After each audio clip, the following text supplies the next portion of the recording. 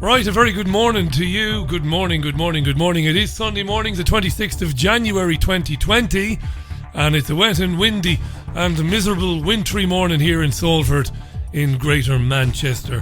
Hope you've had a good weekend. I always say that on Sunday, but I mean it. I hope you've relaxed and rested over the weekend, unless you were working, of course. Thanks for joining me. We're going to look at the front pages of the papers, some of the stories inside as usual, and I've been listening to the mid-morning talk shows on the BBC and Sky as well. This is your Sunday View. My name is Richie Allen. Good morning. Asking the questions mainstream journalists will never ask. This is your Richie Allen Show on richieallen.co.uk, Fab Radio 2 in Manchester, and triggerwarning.tv. It's the Richie Allen Show, broadcasting live on richieallen.co.uk and multiple platforms around the world. And now, here's your host, Richie Allen. Yeah, now you're going to have to bear with me this morning. I didn't have the lead in time for prepping this program that I ordinarily would have, because I've been in bed for the last couple of days. I'm battling a rotten chest infection, which isn't getting any better. But I'm up anyway, just for you. So if there's a miscue here or there, or a poorly edited bit of audio, you'll shut your cake-hole about it is what you'll do. Because I'm not well at all. Right, okay. Let's get rid of the old theme tune. Yeah, just rotten. What it is with I've had this infection for over a week and it just won't go. And I've got difficulty breathing at times, particularly in the evenings are terrible. And I can't take any more steroids, so I've not been able to do that. And there you go. But I'm here anyway. I'm not in any pain, just a lot of discomfort. But I'm here anyway. As I couldn't be, I'm bored out of my mind, to be honest, lying in bed. So there you are. Sunday, January 26, 2020. I suppose we're 2/3 of the way through the winter, aren't we? I haven't even opened Twitter. Look at that, look. That'll tell you. Frantically editing a little bit of audio there just before we got to 11 o'clock. But I've not even opened Twitter. And I've not even mentioned it. If you want to chat to me via Twitter and say something about whatever I'm talking about, just do so. It's Richie Allen Show on Twitter, at Richie Allen Show on Twitter. Okay, hi to David Kona, who's having a great Sunday. He's taking the dogs out, he's had his breakfast, listening to me now while watching England play cricket in a sun-drenched Johannesburg. I was watching the cricket myself yesterday, David, and enjoying it as I was lying on the sofa all wrapped up yesterday afternoon. Good to hear from you, my friend. Hi to Charlotte in Burnley. How you doing, Charlotte? To Gail. How you doing, Gail? To Shona Dryden. Shona is in South Africa herself. She might not be enjoying the cricket herself. I don't know. Maybe she is. Hi to Jimbo. How you doing, Jimbo? Hi to John Stott. How you doing, John? Nice to have you with me. Right, okay. Plenty of other people chiming in there. Paul Birch. How you doing, Paul? Paul says, Richie, as long as you haven't got the coronavirus, you'll be okay. What a nonsense, says Paul. We'll come back to the coronavirus in a few minutes. Of course we will. Right, let me have a look. This weekend has been so bad. I'm in genuine fear that Manchester United, one of the loves of my life, will lose at League One Tranmere Rovers at Prenton Park this afternoon in the FA Cup. This weekend is going it's going in such a direction that the mother of all shocks will happen in the bread and circuses that is football later on today. Anyway, look, I want to say this.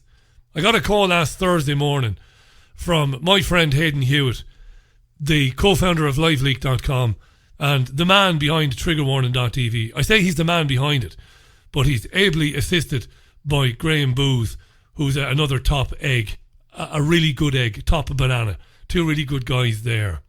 And I was due to spend the evening with the lads on Thursday last, doing some photographs for the new website and making one or two videos as well. Content for the new website, which Hayden has kindly been upgrading on our behalf over the last few weeks. So that's the reason there was no radio show last Thursday. I wasn't feeling well anyhow, but I was due to spend some time with the lads and do some nice things for the new version of the Richie Allen website, .co.uk. And I was fairly distressed, to be honest, on Thursday morning to get a call from Hayden to say that last Thursday morning in the early hours, the building where Trigger Warning is based It's a big building with offices. There are other companies in there. The building was broken into, and the equipment owned by Trigger Warning, the cameras and everything that goes with that were stolen to the value of about £8,000. And sadly, the insurance is not going to cover it. It's got nothing to do with Trigger Warning themselves, nor anyone that works with Trigger Warning. It's just a bad set of circumstances. It's down to the building and all the rest of it, right? And they're basically equipment. They're basically equipmentless. They're cameraless at the moment, and it's a dreadful thing. Not least because it happened 3 years ago. The same thing happened. The lads are based on Cheetham Hill, and they're, as I said, they're based on an estate of sorts with lots and lots of companies. Their offices are contained within a building which is owned and operated by a private individual, and there are other businesses contained within that structure, right? And a few years ago it happened, the same thing happened. They lost thousands and thousands of pounds worth of gear as well. And the lads are absolutely crestfallen because of it. And they don't know what they're going to do next. And I'm dreadfully sorry for them because, as I've said before on the Richie Allen radio show, I believe that what Trigger Warning does and was trying to do is invaluable in the current media climate, media landscape. Now, you're going to have to bear with me because I've not prepared anything here. It's just off the cuff here. This is how I feel about it anyway. I've had more arguments with people. Now, I don't argue with people in general. And when I say I've had more arguments with people, I've had a few arguments with people over the years, who listen to my show and whose opinions might be closely aligned with my opinions, which is not a bad thing, but it can be a bad thing. I've had people say, why do you waste your time with those guys? And why do you waste your time with Hayden Hewitt? And, he's not interested in any of this, Richie. He doesn't care. He's not interested in whether or not there are covert agendas going on, to make us ill, geoengineering. He's not interested in all that stuff. He doesn't give a damn. Why do you waste your time with him? And I've said before, and I'll say it again, I've never met anybody like Hayden Hewitt.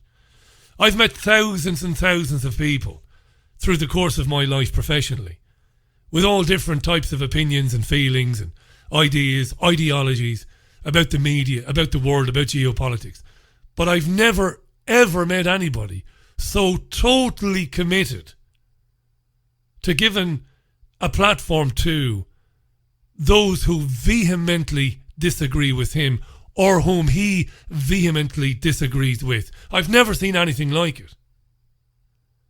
His whole modus operandi was, and I'm putting words in his mouth here, he might come on the show next week and he might say that I'm mischaracterizing him. But his whole thing is, there are people in the world who say things, who believe in things that I, Hayden Hewitt, don't believe in. But many of those people are intelligent. Like me, Hayden Hewitt, they're intelligent and they're articulate. So why shouldn't they be heard? Why shouldn't they have a platform to create videos, audio, radio programs, vlogs, blogs, whatever the hell? Why shouldn't they have it? Why should they be denied it? That's an extraordinary thing.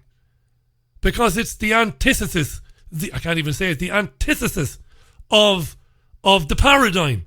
Because the paradigm is to feel very strongly about that which you feel and marginalise, ostracise, banish everything else that doesn't compute with what you feel or think. But he's the opposite. And 4 years ago, he said to me, come to the studios once a week and make this television show where you have your little rants about the things you believe in, and we'll do a beautiful job on it. It'll look great and we'll put it out there. And they did do a beautiful job on it. I look back at those programmes now, and while I might come across as a bit of a feckin' Egypt in presenting them sometimes, it's beautiful. Produced beautifully by Hayden Hewitt. By a guy who is sitting there, and 60 or 70% of that which I'm saying he's not interested in. Do you understand how rare and how important that is at the same time? So, he's written a blog about this on triggerwarning.tv, which I've linked to. And he says, Trigger Warning wasn't a business. It wasn't a venture aiming to do anything other than what it did. It was a voice against the authoritarian arseholes who constantly police our speech and thoughts. It was a platform where you could say damn near anything, providing you had the testicular fortitude to say it. It was also massively fun. So it's a big loss if they don't carry on. It's a big loss. You know, I've had it from people whom are very passionately committed to talking about the safety of vaccines, or the lack of safety of vaccines, or the problems with Big Pharma. Oh, I can't believe it. That guy was arguing with me on Twitter. He thinks we're all a bunch of idiots. I can't believe you're dealing with him. Because he fucking gave a platform to me and to others to say, with lovely production values, in Technicolor, to say, listen, I think there's a problem with Gardasil. I think there's a problem with aluminium. Do you understand that? I know I'm repeating myself. I know it's boring when somebody says the same thing over and over and over again. You should care less about what the chap believes, because it's irrelevant, and more about the fact that the chap wanted to give a platform to these ideas that he might find wacky. And not to make money out of it either. It's amazing. And it's a tragedy what happened to those lads and to that company on Thursday last. I don't know if they're going to run a GoFundMe or a crowdfunding. What I do know is, every time anybody has ever said to me, Richie, will you promote this? I had Ken O'Keefe's minions coming on to me. Richie, support this, make a video. No, fuck off. It's a pyramid scheme. Not a chance. I've had other people, Richie, will you promote my crowdfunding? No, not a chance. You're a gangster. No interest. I've never promoted anything. If these lads go and try and get some money to get some cameras together again, and to get some editing suites, to get some mixing desks, I'll wholeheartedly support it. Because I've never met anybody like them. The simple mantra. We think that a lot of the things you believe in are fucking crazy, but we're going to give you the biggest leg up you can possibly get to get it out there. It's kind of amazing, really, isn't it? It's kind of amazing. Tell you what I'm going to do. I'm going to take a tune when I get some water, and then I'm going to do the papers, right? So I'm very sorry to hear that about my good friends Hayden Hewitt and Graham Booth. I've known Hayden since TPV days back in London. But they'll be back on their feet again real soon, doing that which they said they would do, giving a voice to the voiceless. This is Sunday View. This is the Hollies, Manchester's finest. Richie Allen Radio, 14 minutes past 11.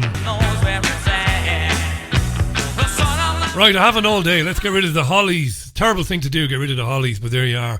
Let's look at the front pages of the Sunday newspapers then. It is Sunday View. I am Richie Allen. This is your show. Mail on Sunday. Airlift to save Britons trapped by virus. So the coronavirus, obviously making the headlines today, along with the HS2 project and Brexit. Those are the big stories, right?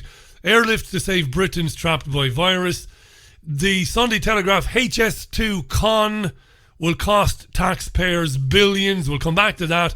Basically, the Telegraph is leading on claims by a whistleblower that the government-owned firm behind HS2 has been revising agreements with contractors doing the construction so that future cost increases will actually be borne by the company which is funded by taxpayers' money rather than by private contractors. It stinks. But then we talked about this last week, right? You're going to have to bear with me now.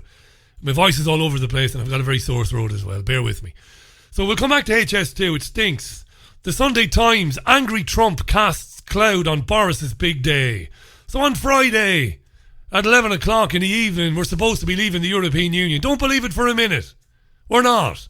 And the Sunday Times claims the Johnson's Brexit Day celebrations might be overshadowed by a war, a diplomatic war indeed, with the US President Donald Trump. Why? Well, because of the government's plans to allow the Chinese firm Huawei access to the 5G network here. Big row. We'll hear from Priti Patel, the Home Secretary, in a couple of minutes' time. The Observer leads with HS2. Revealed, reads the front page of The Observer, revealed the £12 billion bill for scrapping high-speed rail links. So you're damned if you do, and you're damned if you don't, according to the broadsheets this morning. Because The Observer says that if you scrap the whole thing, it's going to cost you about £12 billion in compensation to firms that you have promised and that you have made contractual agreements with, but also in write-offs. 12 billion if you scrap it, billions more if you persevere, according to the Sunday papers. The Sunday Mirror leads with the story of the world's worst rapist. Happened in Manchester, didn't it? Reynard Sinaga, who raped nearly 200 men by meeting them in the city centre when they were pissed and taking them back to his apartment with the promise of a cup of tea and a phone call for a taxi. He would drug them and then he would rape them, the disgusting, filthy fucking bastard. Hopefully he'll never see the light of day again, right? But the Sunday Mirror today has an interview with somebody who escaped the guy. I think it's the rugby player who woke up to find that he was face down on a carpet and this bastard was on top of him. The rugby player woke up and nearly beat him to death. And there's an exclusive interview in the Sunday Mirror today. If you want to read that, mirror.co.uk. Won't cost you a pfennig, won't cost you a Deutschmark. Do you remember pfennigs, Deutschmarks? Pfennigs, the pennies, marks, the notes.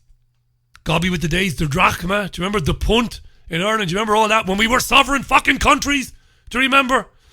All right, I'll shut up. The Sunday Express, Boris plan for Brexit boom. Well, this is the story that Britain will become a trailblazer of global trade after the country leaves the European Union. The Sunday Express has a hard-on. It has an erection for Boris Johnson. It loves him. He can do no wrong. It's basically a propaganda rag for the Conservative government.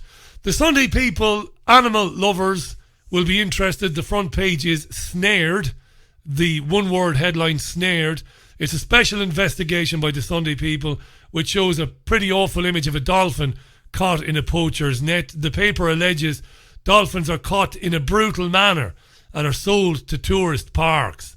I thought, but then again I haven't followed this closely, I thought that most of these aquamarine parks were not using dolphins and killer whales anymore, but I'm obviously wrong, of course.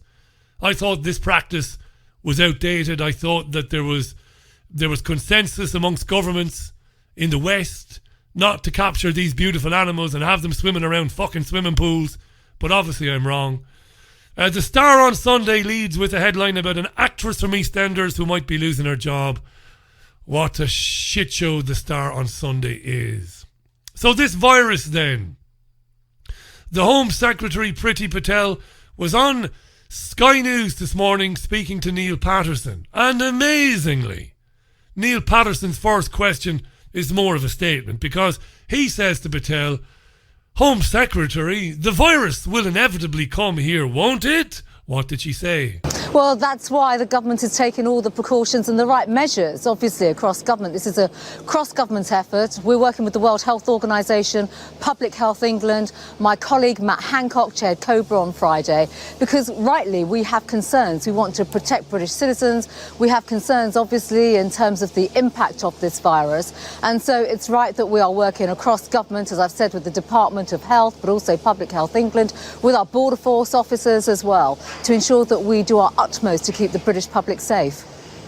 Currently, the advice from the government for those who are in China, in the affected areas, is to get out if they can. How are they supposed to do that, given that all the transport hubs have closed down?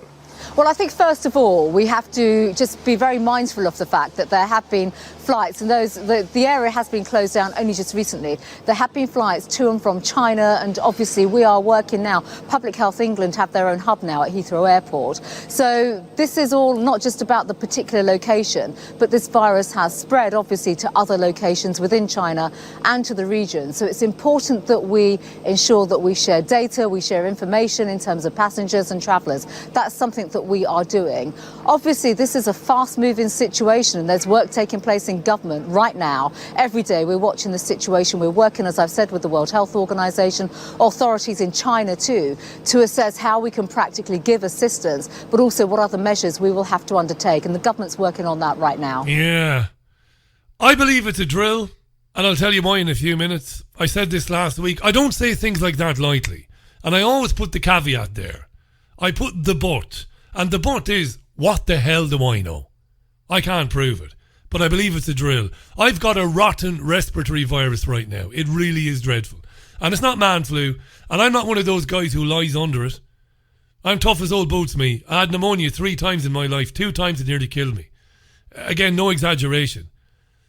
I've got a rotten respiratory virus now. That's all it is. It's rotten, and I could cure it with antibiotics if I wanted it, but I won't, because I might need antibiotics when I get much older. Okay? Because I've got weak lungs anyway. This is a virus that causes mucus to build up in the chest, difficulty in breathing. That's all it is. It's nothing unlike the previous pandemics that we were warned about in years gone by, swine flu and others, and I'll talk briefly about that in a minute, because the brilliant journalist John Rappaport has got an excellent article on his website about this. We'll come back to it. This is bullshit, I believe. Now, and it's more of a drill. It's more about kind of setting parameters around what you can and what you can't do to the public. What you can and can't get the public to go along with. Kind of like training the minds of the public, I believe, and I'll explain why in a minute. Although I don't really need to explain why in a minute, because there's a brilliant story in the Sunday Mirror today, and it's a bit chilling, a bit creepy, I think. Here's the headline: Army troops poised to march on the streets if killer coronavirus reaches the UK. Oh my God. This is a Sunday Mirror exclusive. Thousands of troops were on standby to prop up essential services and emergency medical care if the killer coronavirus arrived in Britain. Skipping down a couple of paragraphs, a senior defence source said, "At the moment we're playing a waiting game. The medical advice is the virus will arrive in the UK soon, but its impact is the big unknown." So we have to plan for the worst case scenario. And the worst case scenario is that the virus spreads across the UK and infects a large proportion of the population. Oh my God.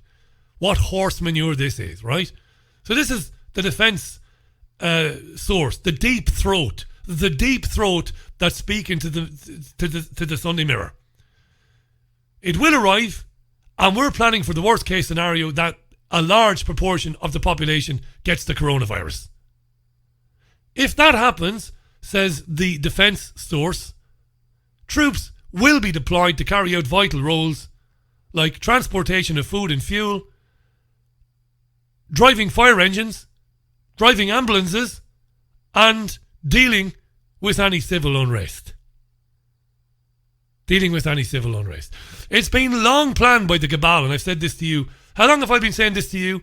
I've been saying it to you since the 2000s, since the noughties. Ultimately, the cabal wants the armed, the military in countries all over the world, in Western countries, to begin to join in with policing and ultimately to take it over. Oh yeah, no doubt about it. That's why I say drill. That's why I say look at these things very carefully. These pandemics that amount to nothing in the end. Troops could be brought in to deal with civil unrest. The Sky News newspaper review dealt with this morning. You will hear the anthropologist Mariana Cotta and defence editor for The Sun, David Willits. Okay? Interesting. Anthropologist, defence editor for The Sun, talking about the spectre of the armed forces joining in with assisting the police, the ambulance services, and the fire services if large proportions of the population contract the coronavirus, which they won't because it's horseshit. Here is Mariana Cotta first, then David Willits, defence editor for The Sun. The reason everybody is worried about this is because there are lots and lots of people in China. People in China travel very widely. We don't know about how this virus transmits, how virulent it is, and how quickly it might evolve to be even more dangerous, potentially. So I think you've been living under a rock if you don't know that this is a new virus and it causes severe pneumonia. But the thing that's extraordinary is that this, and tragic, is that this falls over the time of the Lunar New Year. So it's the time that normally in China people would travel across. It's basically sort of like our Christmas. People travel to be with their families, they take annual leave, and these massive cities, Wuhan is, it's affecting 70 million people, is in lockdown. You can't travel on public transport. It's about the size of London, isn't it? It's huge. It's absolutely vast, and obviously Probably a town. It's probably in Chinese terms, it's just a little town. Yeah. Do you know what I mean? Well, it is a city, but yeah, exactly. And obviously they found cases in France, in Australia, in America, Canada. I think I just saw a headline come up that Canada's going to announce that there's a fight. Now, bear in mind, she just said they found cases in France, in Canada, and elsewhere. Now, she's not a liar, this woman, Mariana Cotta. She's not. She's a newspaper reviewer for Sky. As far as she's concerned, she's telling the truth because it's in the newspapers that examples of coronavirus have been found in all these countries. Now, I don't believe it, and I'll tell you why in a few minutes. I'm going to read you some of John Rappaport's article on this, which is brilliant. It's exemplary journalism, right? Because we've had this before. Not only have we had this before, but we've had the exact same media response to it. So keep that in mind. We'll hear from the Sun's defence editor now. Obviously, and I like what he says first. It's tragic, but every 2 years we seem to have the outbreak of a new virus that's going to be our scarlet fever and wipe everyone off the map and all that sort of stuff. And it never quite materialises. They never quite materialise, do they, David? And I think you can get a bit. But we are due one, aren't we? I mean, humanity. Yeah, you're the expert. You're on time team, but Don't know you're the anthropologist. I was going to say, but humanity is due like a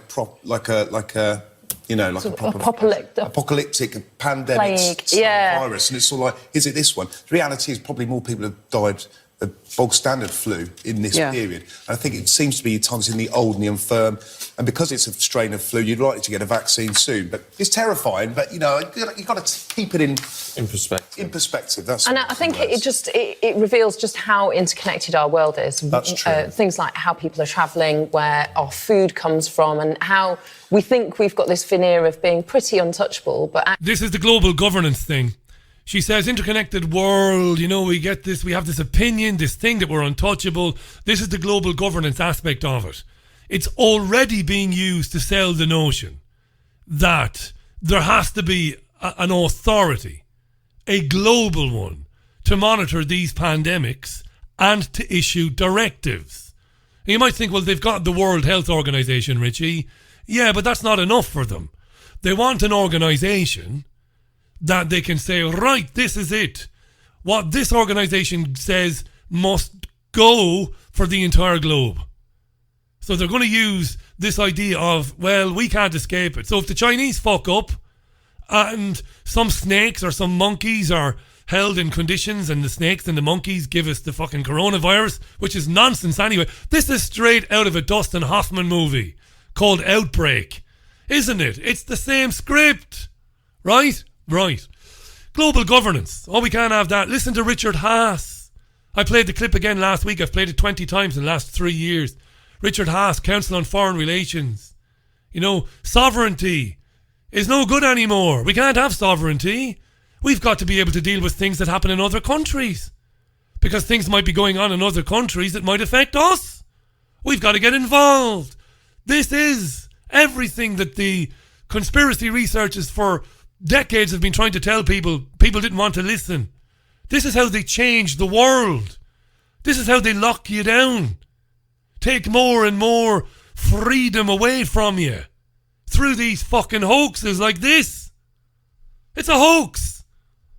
And I'll tell you why. I'll read you some of Rappaport's article in a minute. But actually, if you can't get to the shop to get food, if you can't travel widely, the MOD are kind of working through the paper rehearsal of what would happen when it gets here. And if yes, the MOD is working through rehearsals to stop people going to the shop.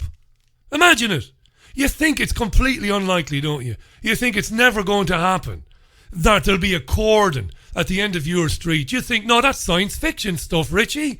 I'll never walk down the end of Murphy Street or John Stevens Street and see a fucking barrier and see men wearing white boiler suits and fucking oxygen masks.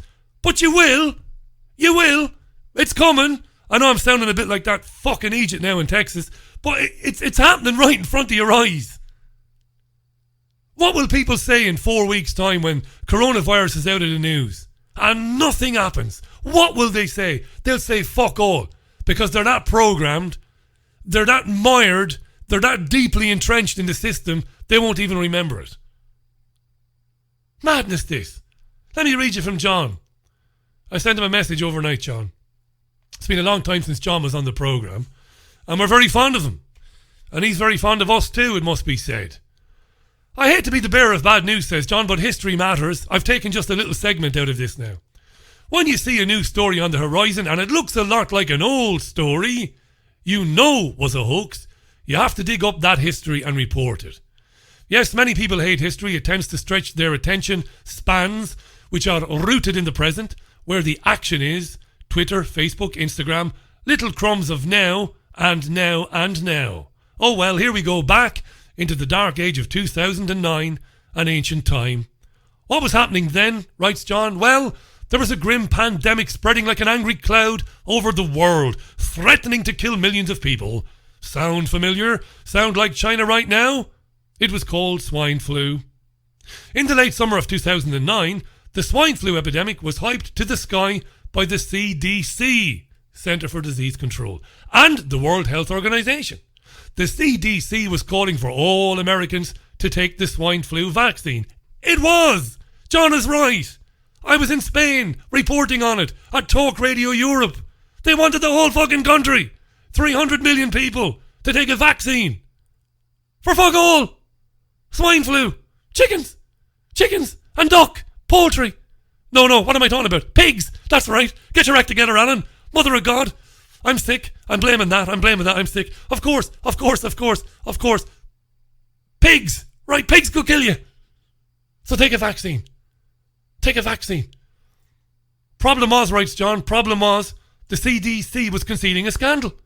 At the time, star CBS investigative reporter Cheryl Atkinson was working on a swine flu story, and she discovered that the CDC had secretly stopped counting US cases of the illness, while at the same time continuing to warn Americans about its unchecked spread. That's right, the CDC gave up counting US cases of swine flu because they're fucking wearing on, but they kept telling people on the 9 o'clock news, swine flu is everywhere. It's everywhere. Don't go out. Don't gather in public places in large numbers. Swine flu will kill you. But they fucking knew that there was no swine flu. They knew it. And there was one of the most brilliant bits of investigative journalism by John Rappaport at the time, reporting on this nonsense that they were carrying on with. God knows how many people had the vaccine, which was worthless. Right?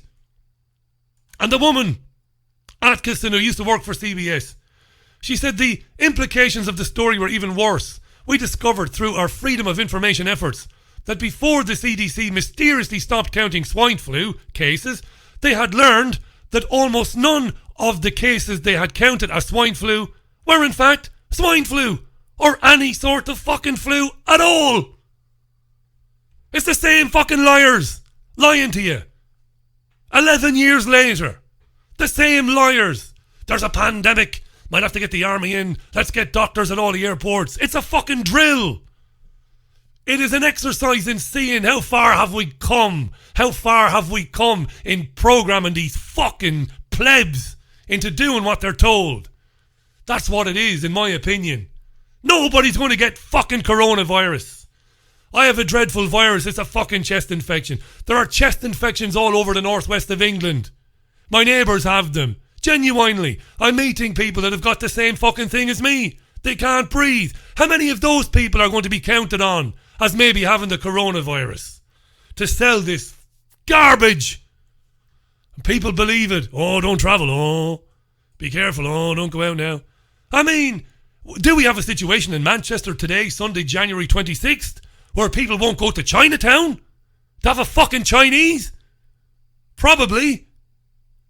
If you're listening to this and you wanted a Chinese for your Sunday lunch today in Chinatown, fucking go to Chinatown. You're not going to get swine flu.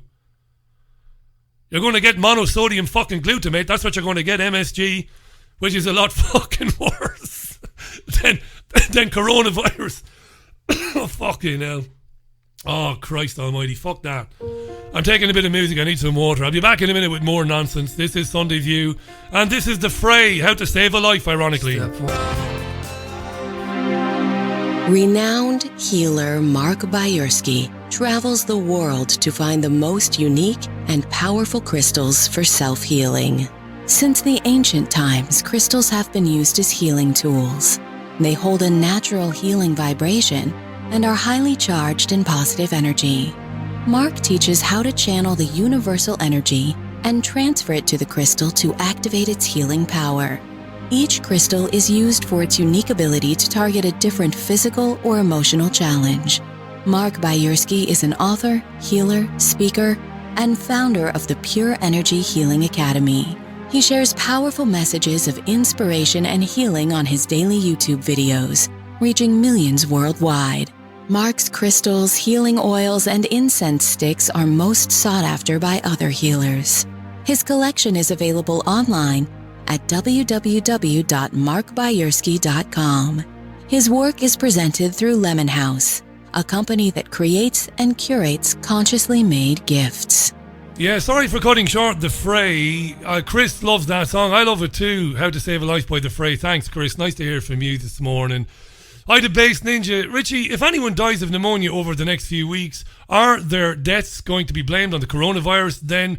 The Chinese rushing to build a hospital, shuts down public transport, lock down cities, ending dissent of the regime. Hong Kong?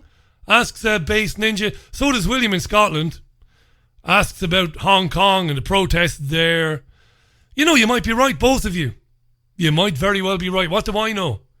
When malevolent entities get together to dream up horse manure like the coronavirus, it is, I suppose, it is right and proper to consider that the payoffs might be numerous. Might not be one thing. It might not be just programming the herd, the masses, to accept more and more, interference in their lives. It might not just be that. It might be other things. So it might be related to the protests in Hong Kong. It might be. I don't know. But then again, I'm not convinced that the protests in Hong Kong are a good thing either. But I'm not getting into that now. Touched on it in previous shows. I'm not getting into it now. It's coming up for 17 and a half minutes to 11 o'clock. I better move on because a few things I want to get through before I run out of time today. Brexit next Friday, 11 o'clock. Not really. But anyway, let's hear from Stephen Barclay. He's the Brexit Secretary, and he sat down this morning with the BBC's Andrew Marr, and Marr first put this to him. All right, let's turn to trade. Because obviously everything is going to change in government. Your department is vanishing. There's going to be a new international trade department. In your view, is it the right thing for Britain to conduct trade negotiations with the United States and other so-called Tier 1 countries at the same time as we're trying to do it with the EU? Yes, it is. We want to signal the commitment to trade, to normalise the approach through the free trade, to take back control in terms of our trade policy. And I think that's one of the real opportunities that we have after the 31st of January, that we will have control of our approach to trade. And I think it's extremely welcome that so many countries, including the US, want to reach trade agreements with the UK and want to work at pace. Doing all of this at the same time is obviously going to be very, very difficult. Should it all be done from inside one super trade department? In other words, are we going to bring all the best people from around Whitehall and indeed the private sector together to do this? Because it's a massive, massive job for government. Well, it will be a whole of government approach, and that is why, for example, a lot of the expertise within the DEXU department will be socialised across Whitehall into specific departments to take the expertise that's been acquired in recent years into the relevant departments. But in terms of the wider machinery of government, as you know, there will be a major announcement on that, and the Prime Minister will set out more on that in due course. The Chancellor has already said that there is going to be divergence in a whole set of areas. Does that mean that as a country we are now in effect giving up on frictionless trade? Frictionless trade then. Good question by Mar. Let's hear it. Let's hear the answer. Are you acknowledging, he says to the outgoing Brexit Secretary, because Barclay will be out of a job after Friday, are you acknowledging that there will be barriers and tariffs and the like, and that frictionless trade is a pipe dream? Well, we're coming out of the single market. We're coming out of the customs union. We're not going to diverge just for the sake of it. We need to look at where the opportunities are. But it is true that we are going to have control of our approach to regulation. And that's the very essence of Brexit, is that we can do things differently, particularly where, for example, there's innovation, there's new technologies, there's things where we want to move quickly. So Brexit, at its very core, is that we will have control of our laws, our regulation, and that is why we can't be a rule taker. We need to have that opportunity. But it's a fairly common sense view that if we're going to do this, we are not going to have frictionless trade as well. Fair enough, right? Well, both sides are committed through the political declaration to having a zero tariffs, zero quotas free trade agreement. The Commission President, as you know, when she gave her speech at the LSE, signalled her commitment. Yeah, he's talking about Ursula von der Leyen there, the new president. What Mara's getting at is the European Union will be happy to go along with no tariffs, basically zero friction on the movement of goods between the continent, mainland Europe, and the UK, but that they'll want something in return for it. They'll want freedom of movement to remain as it is, and they'll also want EU fishing boats to have access to UK coastal waters. This is the thing, you see. This is why we keep saying, people like me, that Brexit is a pipe dream. The UK is going to end up with a Brexit in name only scenario, which will be trumpeted by the likes of Barclay and Johnson as a great success story, when in fact it'll be anything but. To have a broad agreement. The EU have also signed up to the time frame in terms of the end of 2020 through the political declaration. So this is a win-win. This is about one side winning, one side losing. It's in both sides' interests to keep the flow of goods going. But both sides' businesses want that, and that's what we need to work on. But the more we diverge, the more inevitable it is there will be some kinds of friction for British exporters. This is not an abstract conversation we're having, obviously, because all around Britain there are lots of people running businesses right now who desperately need to know the answers. Let me give you an example. 820,000 people are employed in the British car industry, very often in the Midlands and the northwest of England, the northeast of England, where the Conservatives have won all those jobs. Are those car companies going to have a different kind of regulatory regime after Brexit? Well, it will be for the negotiations to tease out some of this detail. But the key issue is our commitment through the manifesto to high standards, high workers' rights, high environmental standards, high standards in terms of state aid. And you should look at where the UK has been. So, for example... I'm cutting that short now because either Andrew Marr is tired this morning, and I can empathise with him. I'm tired myself, not been sleeping. Either he's tired or he's just lazy or he's just fed up. Because he should be saying to him, what does the European Union want in return for things basically to carry on as they used to do in terms of trade? Because that's the important thing here. And you've only got, well, we're in February in a few days' time. This is all supposed to be done and dusted by December 31st. Right? Because this period of grace ends on the 31st, right? The transition period ends on the 31st. So Mara should be beating him up on, well, you're saying it's all going to be easy and that we all want frictionless trade, no barriers, no tariffs. But come on, Mr. Barclay, acknowledge that they want access to our waters, they want freedom of movement to continue, and you're going to fucking give it to them. Right? That's what Mara should be saying to him. He should be saying, you're going to give them what they want. That's why they're smiling in Brussels. That's why Ursula von der Leyen and Verhofstadt and all the other arseholes in Europe are laughing, because they know they're going to get what they want, and that really, you'll be telling people that you left, but you really won't have left. You won't have taken back control of the borders. you won't have taken back control of our waters. And you'll still be aligned with the European Union on many areas of regulation. Tell the truth, man, is what Mar should be saying to him. But Mar doesn't. And if you don't believe me, it's available on the BBC iPlayer. For example, on he doesn't interrupt them, he just carries on waffling away. State aid, the UK has a far better record than, for example, Germany. Blah, blah, blah, blah, we're better on state aid, blah, blah, blah, blah, blah, blah, and Mar doesn't interject. Or France on issues like state aid. So we have high standards in the UK. Our manifesto was committed to maintaining those. Blah, blah, blah. And in those. And in the negotiations, we need to look at how we discuss that. Nevertheless, if you can't even tell businesses now whether they should be preparing for frictionless trade or not, how can they possibly prepare? Bullshit by Mar. Nonsense. You see, that's peremptory. That's what's the word I'm looking for here? That's basic journalism 101. You know, Mar doesn't even need to be briefed by a producer. They've got till the end of the year to sort out this trade agreement. Forget about the political declaration, the withdrawal agreement. It's bullshit. It means nothing. Nothing. They'll come out on Friday and they'll be boasting about leaving the European Union, but they won't have. It's, again, I'm going to use the phrase, horse shit. They're not leaving the European Union on Friday night at 11 o'clock. They're not. There's a transition period in which everything stays the same while they negotiate their future trading arrangements. And the European Union have been very unambiguous in terms of what it is they want. They want to fuck the fishermen of the UK's coast even harder than they've been fucked before. And they want to dismiss this notion that free movement of people will end. And it's incumbent upon the BBC journalist to press this guy Barclay, who'll be out of a job on Friday, to say to him, come on, this frictionless shit, you're only getting that if they get what they want. And you're going to give it to them, aren't you? Is what he should say. But he's a BBC whore, Mar. God love him.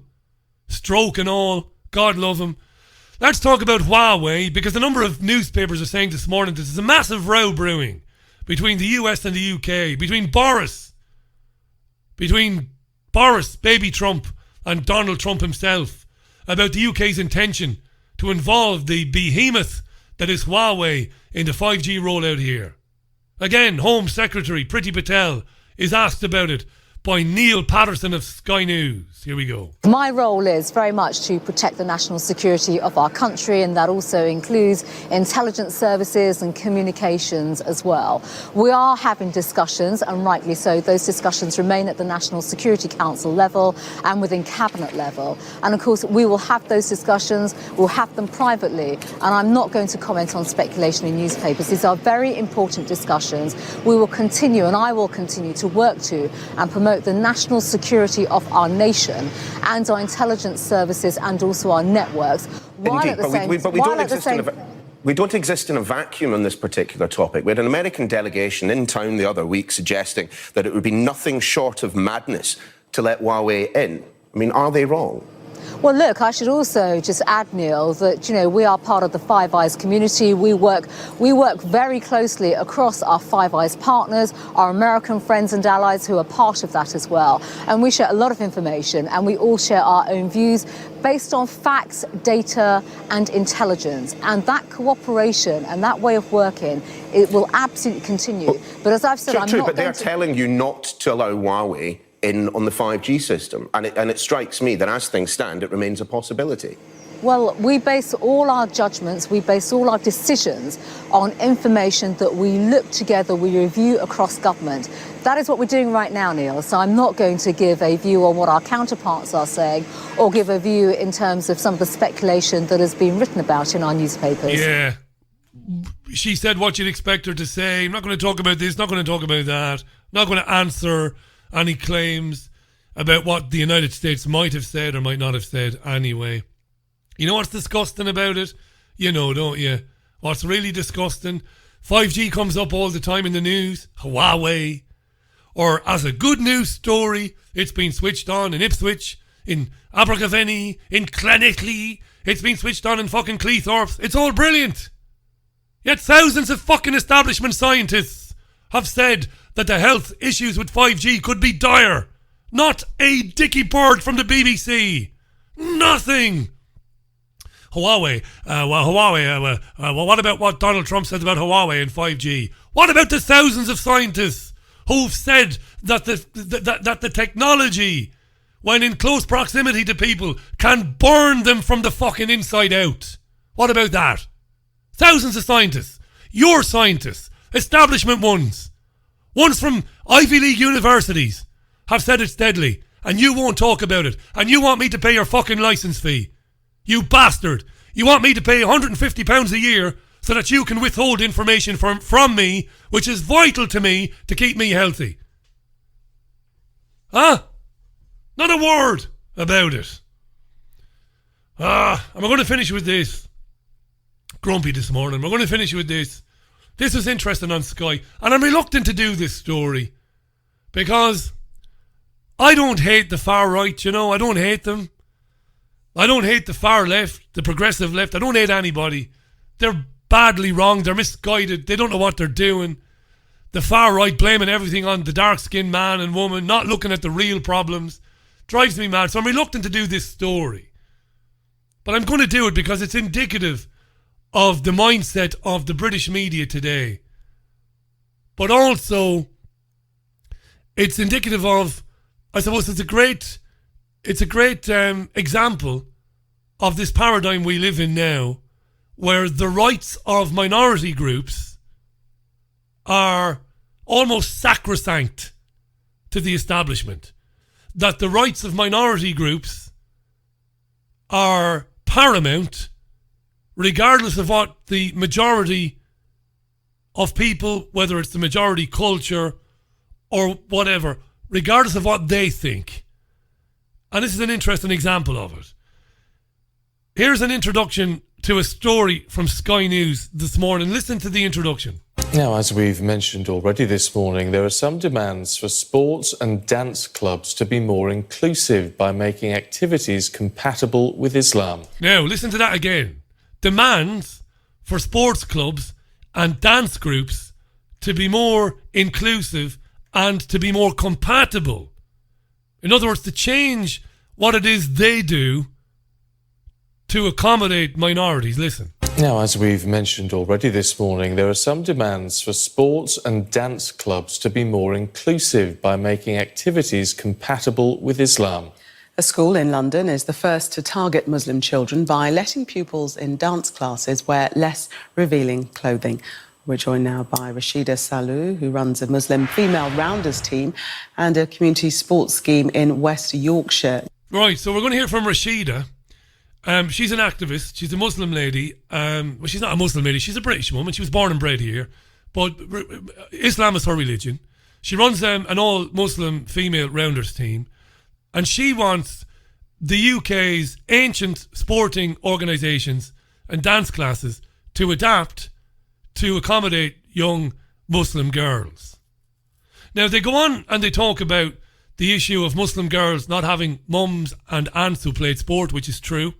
Traditionally, you know, if you're in your 20s, if you're a Muslim lady here in the UK, Pakistani, Bangladeshi, whatever, your mums and aunts probably wouldn't have played sport. They probably wouldn't have went to dance classes. So there are no role models. They talk about that.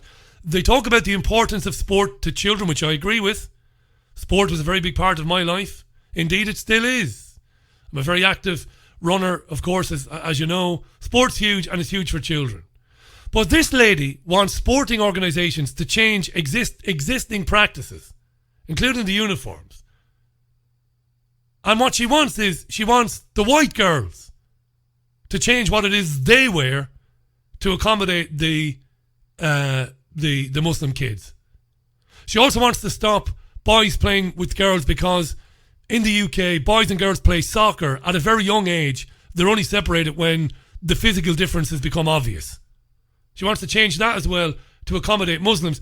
And the Sky News presenter Gillian Joseph picks up on it and is a bit bemused by it. So you're wanting the current situations where sports play to change how they operate. So rather than going off and forming your own teams, you want to integrate, but you want the current situations to change. Amazing, right?